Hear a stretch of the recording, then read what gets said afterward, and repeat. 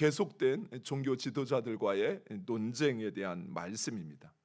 앞서 예수님께서 종교 지도자들의 그 거짓된 실체를 드러내자 그들은 예수님을 붙잡아 죽이려고 하였습니다. 하지만 예수님에 대한 백성들의 그 환호와 지지에 체포할 염두를 내지 못하고 예수님을 책잡기 위한 이런저런 시도들을 하게 됩니다.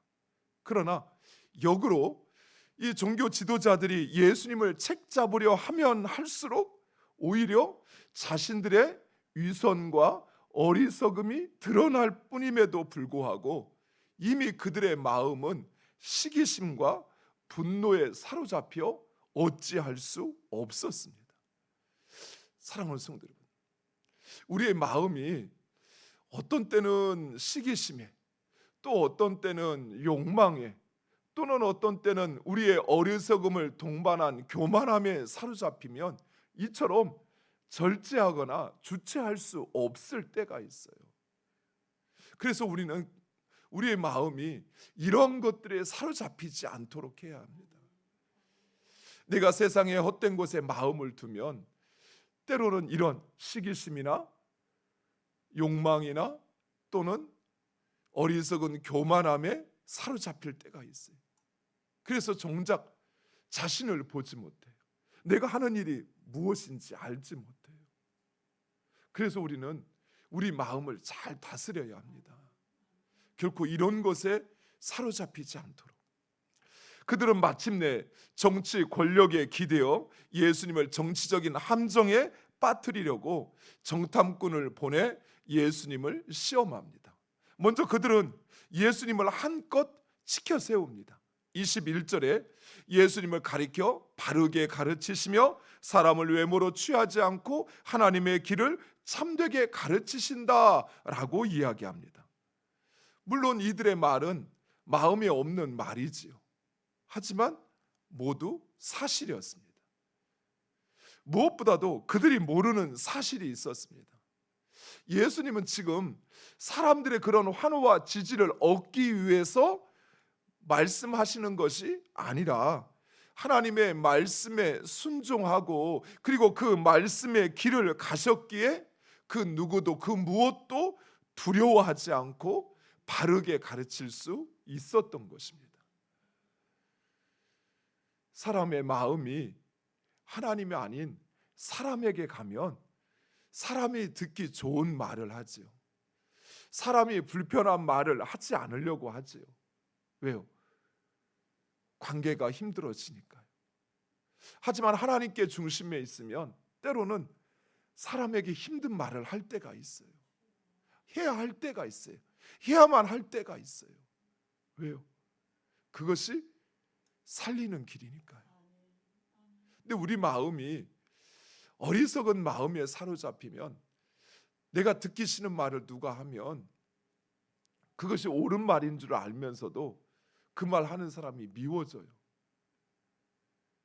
사랑하는 성도 여러분, 우리의 마음이 하나님의 뜻 가운데 살고자 하고 또 그 길을 가고자 하는 마음을 가지고 있을 때는 주님의 말씀이 때로는 내 마음을 때리고 나를 힘들게 할 수 있어요. 하지만 그 말씀이 나를 살리는 생명이라는 사실을 잊으시면 안 돼요. 사람에게 때로는 내 잘못이 드러나고 내 실체가 드러난다고 해서 그것 때문에 말씀을 받지 못하면 오히려 나는 더 큰 패망의 길에 빠지게 된다는 사실입니다. 실제로 많은 사람들이 그래요.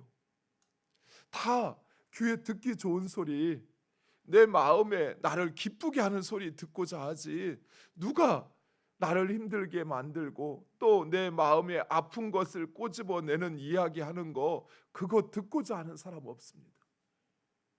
그러나 사랑하는 성도 여러분, 양약이 내 입에는 쓴 것처럼 나를 살리는 말씀이 때로는 나를 힘들게 할 수 있어요. 내 귀에 거슬릴 수 있어요. 하지만 그 말씀이 진정 하나님으로부터 주어지는 것이라면 그 말씀 붙잡고 순종하는 여러분 되시기를 간절히 축원드립니다. 또한 오직 주의 말씀에 순종하여 그 길을 가는 사람은 결코 두려움이 없습니다. 왜냐하면 천지의 주제이신 하나님이 그와 함께 하시기 때문입니다. 하나님은 우리를 풀무불에서도 사자굴에서도 건져내십니다. 오직 하나님만을 섬기기 위해서 때로는 왕의 명령을 어기어 풀무불에 던져졌지만 하나님 그곳에서도 우리를 보호하십니다. 하나님을 기도하는 것을 포기할 수 없어 사자굴에도 던져졌지만 그러나 하나님께서 그곳에서도 우리를 지켜주셨습니다. 사랑하는 성도 여러분, 우리가 하나님의 말씀과 주의 길을 간다면 더 이상 흔들리거나 두려워하지 마세요. 진정 우리의 생명과 이 땅을 주관하신 하나님, 그분이 우리와 함께 하십니다. 예수님은 이런 종교 지도자들의 그 관계를 모르실 리 없습니다. 당시 가이사에게 세금을 바치는 문제는 사람들이 언급할 수 없을 만큼의 뇌관과 같은 그런 문제였습니다. 즉 만약에 예수님께서 세금을 바치는 것이 옳다라고 이야기하면 무거운 세금을 짊어지는 그 백성들의 원망을 사는 것은 불을 보듯 뻔한 일이었고, 반대로 만약 그들이 예수님께서 로마에게 세금을 바치는 것이 불가하다, 안 된다라고 한다면 로마로부터 탄압을 받는 것은 당연한 일이었습니다. 나름대로 종교 지도자들은 머리를 굴려서 지금 예수님을 시험하고 있는 것입니다. 하지만 우리 예수님이 누구입니까? 예수님은 하나님의 지혜와 하나님의 권위로 이 상황을 역전시키십니다. 먼저 예수님은 동전을 보여달라라고 말씀하십니다. 데나리온을 보여달라 요청하십니다. 그런데 당시 이 로마의 동전 데나리온에는 신성한 아우구투스의 아들 티베리우스 가이사르라는 문구가 있었습니다. 이 말은 신의 아들이라는 문구입니다. 그리고 뒷면에는 최고의 사제라는 글과 함께 당시 사람들이 섬기는 평화의 여신이 새겨져 있었습니다. 그래서 유대인들은 이 동전을 아예 사용하지 않고 두로의 3개를 사용했습니다. 왜요? 그 동전을 소지하는 것만으로도 신성을 모독하는 것이었기 때문입니다. 그 동전을 사용하는 것은 곧 하나님에 대한 반역이라 여겼던 것입니다. 그런데 예수님께서 데나리온을 보여달라라고 요청을 하자 종교 지도자들은 그들이 가지고 있던 데나리온을 예수님께 보여줍니다. 이게 뭘 말하는 것입니까? 백성들에게는 신성을 모독하지 말라라고 말하면서 정작 자신들은 그런 일을 아무렇지 않게 행하고 있다는 것을 예수님은 보여주고 있는 것입니다. 그리고 예수님은 가이사의 것은 가이사에게, 하나님의 것은 하나님께 바치라라고 말씀하십니다. 이것을 원어 성경에서 직역을 하면 황제의 것은 황제에게 돌려주고 하나님의 것은 하나님께 돌려주라라는 말씀이었습니다. 이 말씀을 우리식대로 이해하면 그래, 황제의 것은 황제에게, 하나님의 것은 하나님에게 이렇게 이해가 되지만 당시 유대인들에게는 황제의 것은 황제의 권한만 주어진 것이지만 하나님의 것은 이 세상 모든 것이 하나님의 것이었습니다. 그래서 예수님의 말씀은 지금 단순히 가이사의 것과 하나님의 것을 구분하라라고 말씀하시는 것이 아니라 가이사보다 크신 하나님, 이 땅의 권세를 가진 가이사보다 우주 만물의 권세를 가지신 하나님, 그 하나님이 가이사에게 그 권위를 부여했을 뿐만 아니라 가이사가 가지고 있는 그 모든 것이 하나님의 것이라는 사실을 말씀하고 있는 것입니다. 그래서 종교 지도자들은 더 이상 물을 수가 없었습니다. 더 이상 그 어떤 말을 할 수 없어 침묵하고 있었던 것입니다. 사랑하는 성도 여러분, 우리 안에도 때로는 시시비비의 문제가 있습니다. 누가 옳고 틀리냐는 문제로 때로는 논쟁을 하기도 하고, 때로는 심하게 좌우로 나뉘어서 대립하기도 합니다. 그러나 이 땅의 관점에서 보면 그 사람이 나의 적대적이고 또 나의 원수가 될 수 있어요. 그런데 하나님의 관점에서 생각해 보면 과연 그 논쟁이 무슨 의미가 있을까요? 지금 이 시대 속에서는 우리나라의 역사도 그렇지만 때로는 친일과 그리고 민족주의자들이 대립을 했고, 때로는 공산주의와 또는 자본주의가 대립을 했고, 지금도 우리나라 역시 진보와 보수가 대립을 하고 우익과 좌익이 대립을 합니다. 대립이 의미 없다라는 것이 아니에요. 우리가 견지해야 될 태도는 오히려 하나님의 관점에서 그것을 보면 가이사의 것을 드리는 것이 맞냐 틀리냐라는 것으로 예수님께 문제 제기를 하고 있는 이 사람처럼 모든 것이 하나님의 것이기에 하나님의 뜻대로 사용하는 것이 맞다고 말씀하시는 예수님의 답변처럼 우리에게도 마찬가지. 우리가 가져야 될 중심은 이 땅의 모든 권세는 하나님으로부터 나온다는 것입니다. 권세의 주인은 하나님이셔요. 그 하나님께서 원하시고 그 하나님께서 바라시는 것이 무엇인지를 선택해야지, 그저 내 입장에서 내 상황에서 무엇이 더 나은지를 선택하게 되면 우리는 하나님의 입장을, 하나님의 뜻을 놓치게 된다는 것입니다.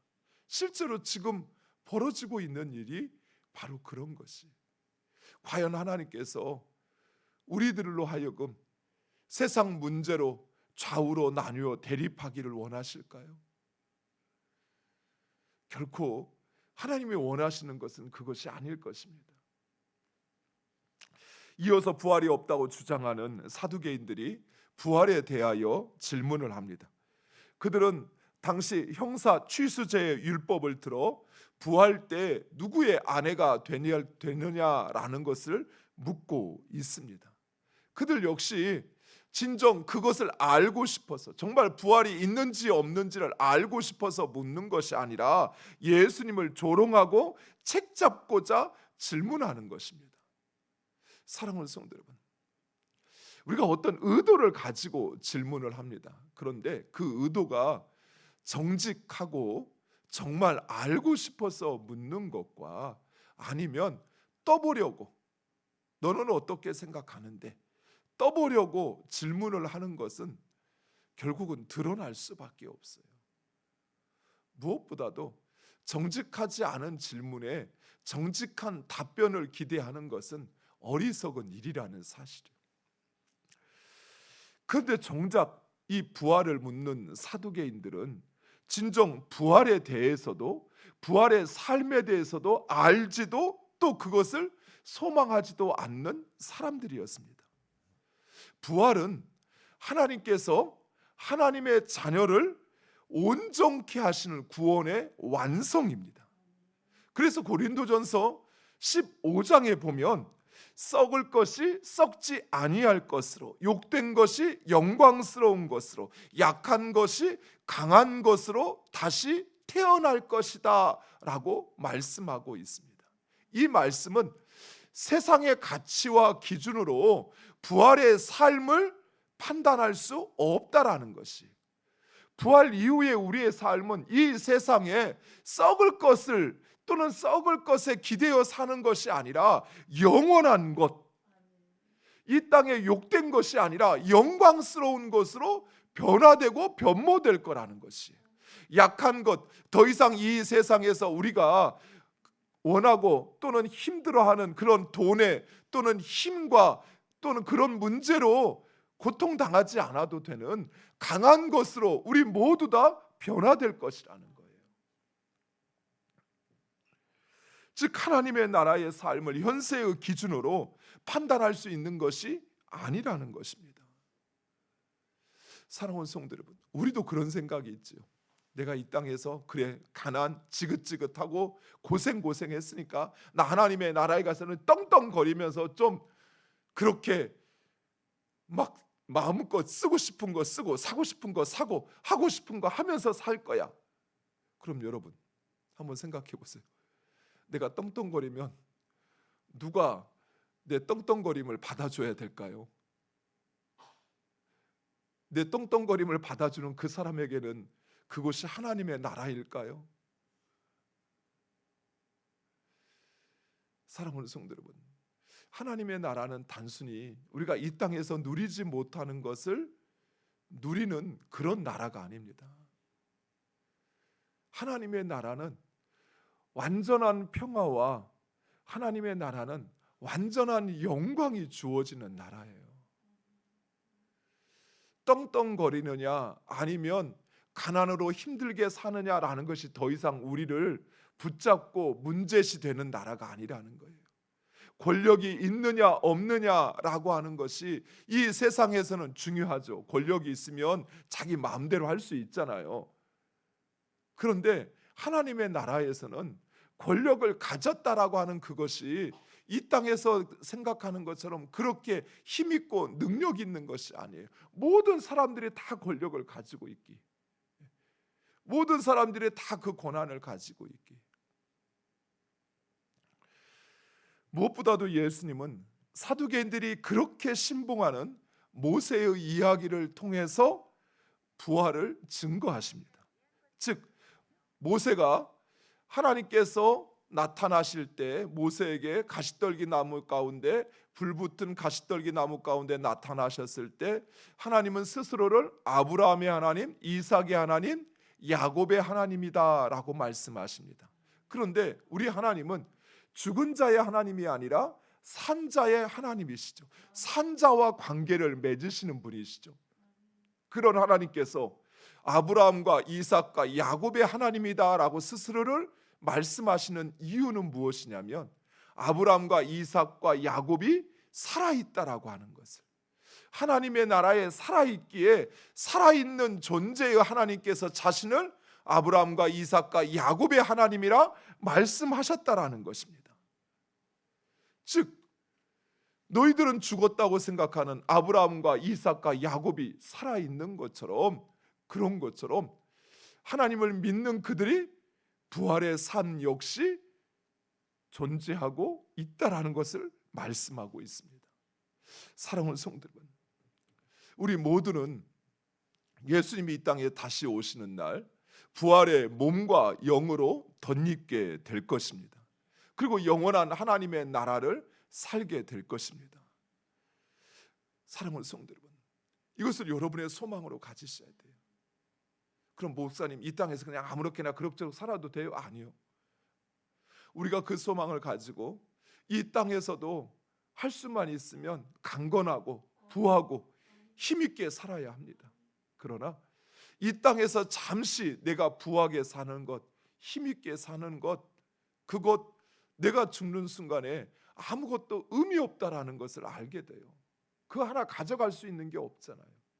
하지만 영원한 부활의 삶은 끝나지 않는 그 부활의 삶에서 내가 덧입게 될 그 부활의 몸과 영을 여러분이 확신한다면 결코 이 땅에서 더 많이 가지느냐, 내가 더 떵떵거리며 사느냐라고 하는 것에 우리의 마음을 두지 않게 된다는 거예요. 그보다 더 중요한 것, 영원한 하나님의 나라에서 내가 부활의 몸을 입고 부활의 영으로 살게 될 것, 그것을 더 강력하게 소망한다는 것입니다. 그래서 믿음의 사람들은 영원한 하나님의 나라를 이 땅에서도 참여하며 누리며 살아갑니다. 비록 완성된 형태는 아니지만 내 몸에 또는 이 땅에 처해지는 그런 상황에 또는 나에게 주어진 그 소유에 내 마음이 좋았다가 슬펐다가 아팠다가 원망했다가 하지 아니하고요. 오히려 어떤 상황에서도 담대하고 평안할 수 있어요. 내 것 좀 잃어버렸다고, 내 손에 있던 것 좀 빠져나갔다고, 마치 세상이 끝난 것처럼, 내 인생이 망쳐진 것처럼 그렇게 절망하지 않습니다. 무엇보다도 예수님이 재림하시면 우리는 이 땅과는 비교할 수 없는 완전한 하나님의 나라를 살게 될 것입니다. 사랑하는 성도 여러분, 우리가 그 소망 붙잡지 않으면요, 나에게 그 소망이 이 땅에서의 바램보다 크지 않으면 우리는 세상 사람들과 별반 다르지 않게 살아가요. 그들처럼 우리도 세상에서 그렇게 살아갈 거예요. 하지만 하나님 나라에 대한 소망이 우리에게 분명하고 또 그것이 확실하다면 이 땅에서 고생하는 것이 아니라 이 땅에서도 그 하나님 나라의 평강을 누리게 되는 줄 믿으시기 바랍니다. 그리고 그 하나님께서 내세에서뿐만 아니라 이 땅에서도 우리에게 약속하신 축복을 누리게 되는 줄 믿으시기 바랍니다. 오늘도 그 소망을 가지고 하나님의 백성으로 살아가는 여러분 되시기를 간절히 축원드립니다. 기도하겠습니다.